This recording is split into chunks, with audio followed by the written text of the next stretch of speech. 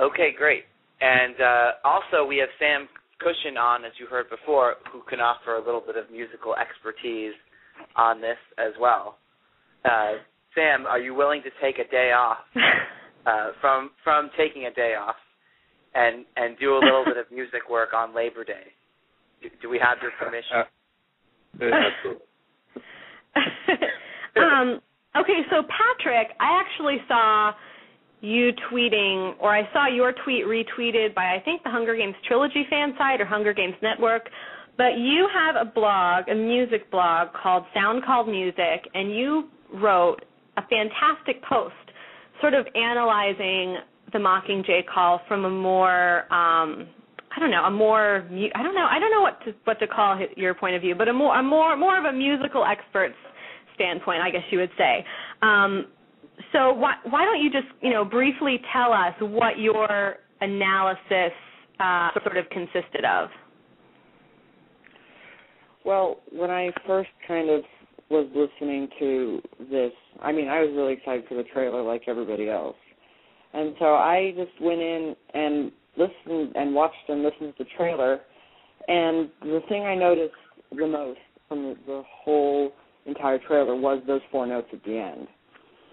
And what was bizarre about them was just the way that they decided to do it. As many people commented, it's just kind of a very haunting type of, tune. Those particular 4 notes, which are in a minor key, so that's the whole point. That's what the minor key does. But the reason I thought it was weird was because when you look back at the book, the 4-note tune was originally used it for the end of the workday, which I don't know about. The workday for me is not necessarily a haunting type of thing. I'm pretty happy to be done with everything I have to do for the day. So I was like, that's really kind of bizarre that they would choose to do it that way, and I thought there's a good chance it really fit well with the trailer. I like that, but I think it's possible it will set the tone for both the movie and the whole series, just in the way that it's going to be filmed and produced. Right. So apparently you can figure out a lot from 4 notes, is what you're saying. These may be the most talked about 4 notes since Beethoven's Fifth. It's a big motif. Quite possibly. You can learn a ton from this. And honestly, the real difference is that the real thing that makes this 4-note tune what it is, that second note.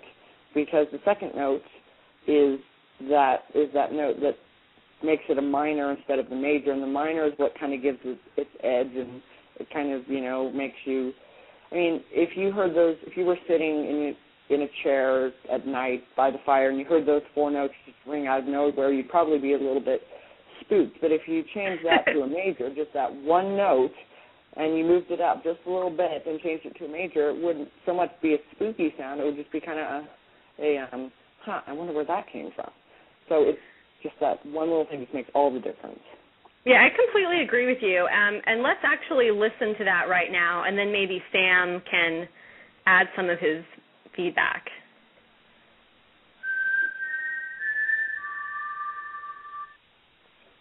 So, Sam, do you feel that you're in agreement with Patrick's analysis?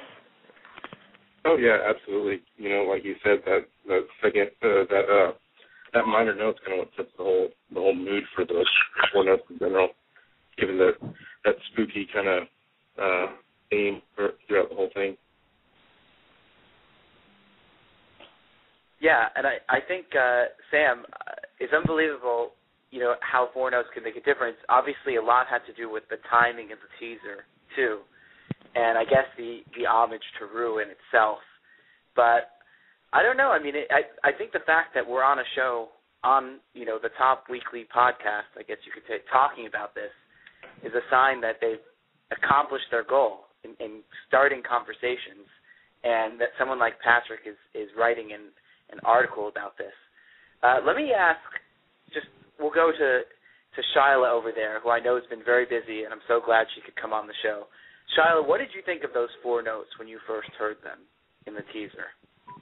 When I first heard them, I thought it was the X-Files, but after that, it's perfect. It's like it's been said numerous times. It's so haunting, and it's what I want to hear going into the movie. That's the kind of somber, solemn direction that the music is taking. So I was pleased. Yeah, great. Does anybody else want to add anything about that? Any quick thoughts? I think the X-Files analogy is really interesting. I kind of agree with that. I was trying to think where I'd heard it before, but it is more eerie than I expected it would be. But that's just me. Yeah, well, you're not the only one who thought of the X-Files. I've been hearing that in a lot of different, or seeing that in a lot of different places. In fact, Crystal of Mockingjay.net and FictionalFood.net, who's often on the program, told me that she was having trouble sort of shaking the X-Files from her mind, and it was sort of impacting her ability to take it for what it is in this context. But we actually have lined up here some clips from themes from other films that a lot of people have actually said they felt are very similar to the Mockingjay Call. So we thought that we could just sort of listen to them side by side and compare and discuss. Does that sound good, Adam? That sounds like a musical plan to me. Let's do it. Okay, so I'll go ahead and play the Mockingjay Call first, and then we'll listen to the X-Files theme. Okay. Okay, so that's Rue's whistle. Before I play the X-Files theme, I did want to say that Rebecca, who is Rebecca DG on Twitter, she's a huge Hunger Games fan. She's been on the podcast several times. She is an avid X-Files fan.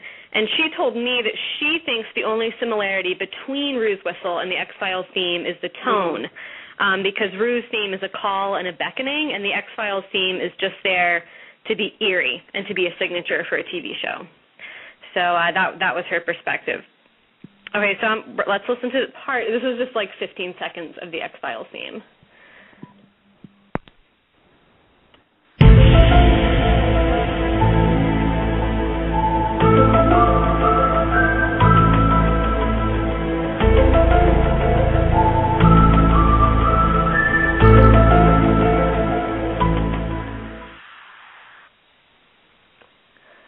Comments? Wow. I just keep thinking the truth is out there in my head every time I hear that. Well, you should hear it at my house, Adam, because my husband's been watching the show all night. He's going back through the series, so I've been hearing it off and on coming out, And in fact, when you were playing the first time that you played the Mockingjay Call, the end of the show was playing in the other room. So it was like I was hearing them right on top of each other. It was really weird. So, and in fact, he's watching a new episode now. I knew there was something about it when I first heard it that I was trying to figure out where I'd heard it before. And then where I was trying to make the connection, and it was when I think I saw Rebecca say something, or somebody, it was either Rebecca or Crystal say something on Twitter about the X-Files, and I'm like, yeah, it does remind me of that. And I actually played it to Ariana, and then she got it stuck in her head, the X-Files theme. So, but I think it's that beginning note when you get to that whistle part of X-Files, and then the beginning note, and I think that's where I'm not musically inclined, so I don't know how they fit on the scale, but I think it's that beginning part, then it kind of goes in. It's like you almost expect when I hear the Mockingjay Call, because I'm, so familiar with the X-Files theme, I almost expect the Mockingjay Call to keep going, and then, it's only those four notes, so I'm like, but I hear similarity, but, it's not the same, but. Right, but like Rebecca said, the tone is very similar, and like Patrick said as well, it's definitely a more eerie, haunting tone.